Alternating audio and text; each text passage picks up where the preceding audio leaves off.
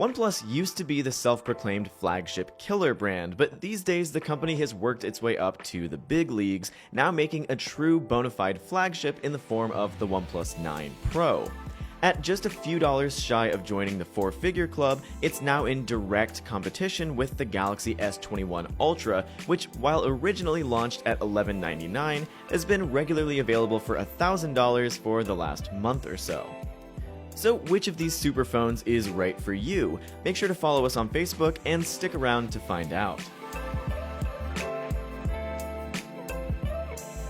Both Samsung and OnePlus are well acquainted with the process of making top-notch hardware, and these phones are no exception.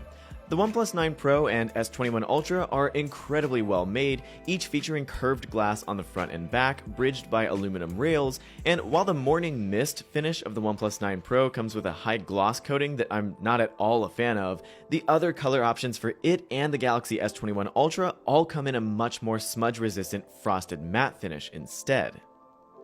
Along with the excellent hardware builds, both phones are fairly evenly matched on paper as well.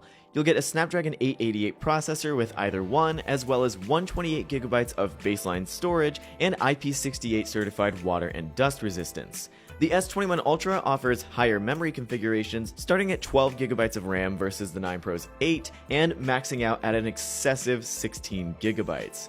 It also has a larger 5000 mAh battery, which lasts considerably longer per charge, but charging is actually where OnePlus scores some huge points. See, the OnePlus 9 Pro features 65-watt wired charging, so long as you use the included Warp Charge 65T brick, and even 50-watt wireless charging, again assuming you have the necessary hardware sold separately.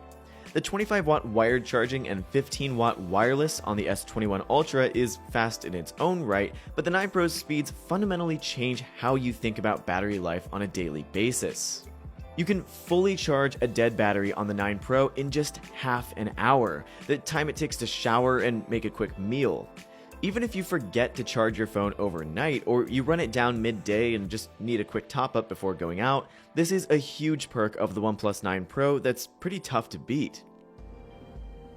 Things start to even back out once we shift focus back to the hardware. You'll get Android 11 on either phone, though the custom software tweaks will, of course, still differ.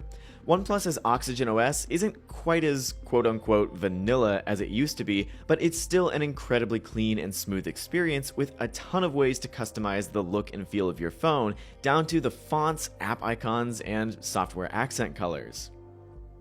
Samsung's One UI is robust and customizable too, and absolutely full of features that you may or may not end up using, like better multi-window support, plenty of one-handed optimizations, and even the surprisingly decent Samsung Free service.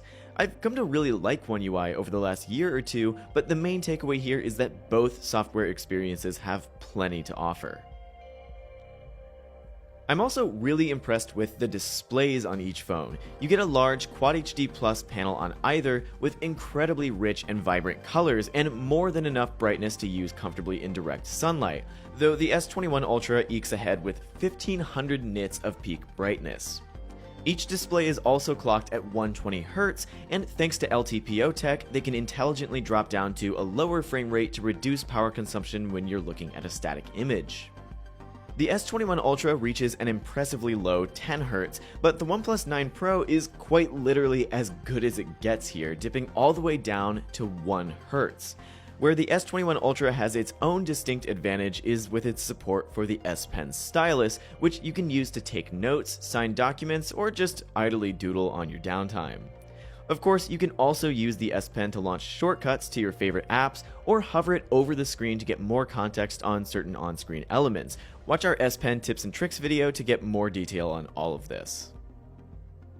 But of course, one of the most important parts of any high-end phone is the high-end cameras, and these phones have almost polar opposite pros and cons. The main camera on each uses a massive sensor and takes fantastic photos day or night. OnePlus has often lagged behind the competition in terms of color reproduction, but this year with its newfound Hasselblad partnership, colors are generally great. Usually a bit cooler than Samsung's, but they're fairly neutral and well balanced, as is dynamic range on either phone's main camera. Now, here's where it gets different though. The OnePlus 9 Pro has a 3.3x telephoto lens, and well, there's no getting around it. This is a massively inferior setup to Samsung's dual telephoto system, featuring 3x and 10x sensors. You can digitally zoom up to a factor of roughly 10 on either system, but no matter your zoom length, the S21 Ultra almost always comes out on top. Zoom shots just aren't a strong point of the OnePlus 9 Pro. On the flip side though, the 9 Pro actually has one of the best ultra-wide lenses I've ever used, and while I was perfectly happy with the ultra-wide on the S21, the 9 Pro's wide-angle stays extremely consistent with its main sensor in terms of color, and retains a great level of sharpness. In other words, I think which camera system is best really just depends on your priorities. If you take a lot of telephoto shots, the S21 Ultra is the clear winner, but if you prefer taking photos of sweeping landscapes, I think the OnePlus 9 Pro is the better choice. Ultimately, I think that's what all of this comes down to. Both phones are better for different things. The OnePlus 9 Pro is a really great option for people who want the fastest charging possible, software that's closer to the Pixel experience, and a great ultra-wide camera. If, on the other hand, you want one of the best telephoto experiences money can buy, plus the option to use the S Pen, well, you should grab the Galaxy S21 Ultra instead. Let me know which phone is your favorite in the comments down below, and follow us on Facebook to see more tech videos like this. As always, thanks for watching, and we'll see you next time.